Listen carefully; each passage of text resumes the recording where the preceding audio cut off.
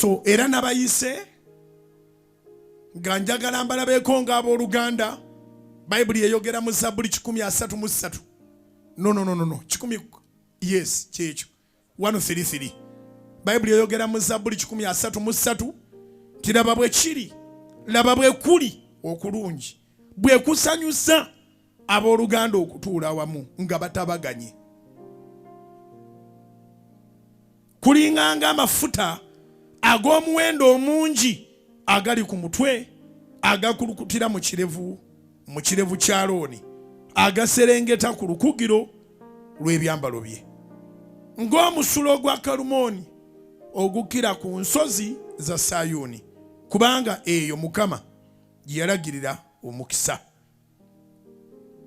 bwe bulamu obw'emirembe n'emirembe. Zabbuli 133 eba eweddeko. So kirungi nnyo okulaba ku booluganda nga batudde wamu, era kino sitaani takyagalira ddala. Ababuulizi b'enjiri, abasumba, abatume, abasomesa, bannabbi batudde wamu nga bakola ki? Kubanga bwe tutuula ewamu, bwe tubeera obumu, tuyimirira ne tusula ebisenge bya sitaani. Togenda kuva wano nga bwe wazze n'akamu n'akatono. Mu bingi bye tugenda okubanga tugabana, ogenda kgenda n'amafuta agasinga ku ge wazze nago. Ezikubire Mukama mu linnya erya Yesu.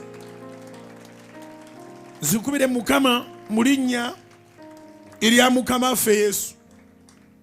Waliwo bano abatusingako ku mafuta, naffe ne tujja ne ge tulina, tetulina be tusingako. Kale bwe tuyiwa ewamu, bwe tugenda okuddamu okuyoola tutwale, kiba kisingawo.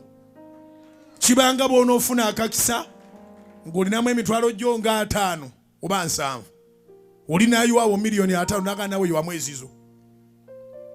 Bw'oyiwamu ezizo n'agamba kale tofaayo okuza wataddemu, tomala kubala, jawo z'oyagala.